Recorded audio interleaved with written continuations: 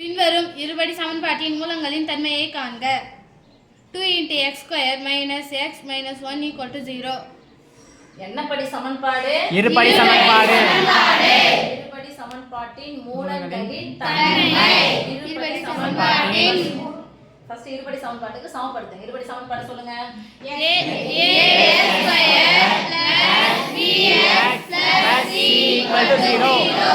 அந்த மூலங்களாக கொண்ட மூலங்களின் பெருக்கல்னா அது வேற, இது வேற.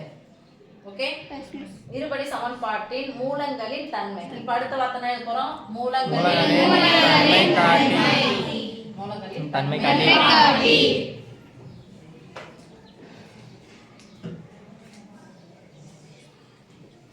சொல்லுங்க. b² - 4ac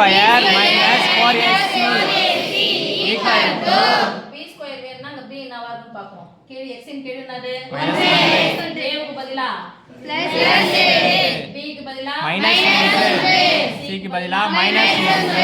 இப்ப b² க்கு பதிலா நான் அண்டர்லைன் பண்ணிக்கிறோம். -3 the whole square -4 a க்கு பதிலா 2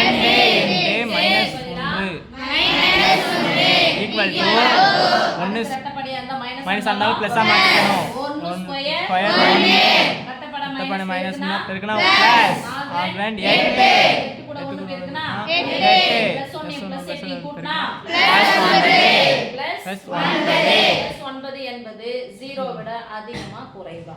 அதிகம். அப்ப 0 விட அதிகம்னா இந்த பக்கம் தான பெருசு. அப்ப என்ன பண்ணோம்? b² - 4ac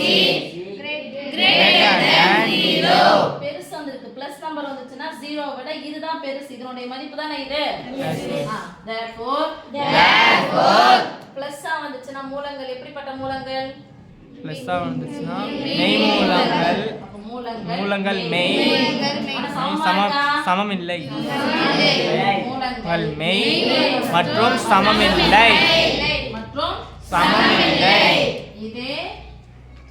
இதே மெத்தட் தான். ஈக்குவல் டு 0 வந்துச்சுனா மூலங்கள் மெய் மற்றும் சமம்.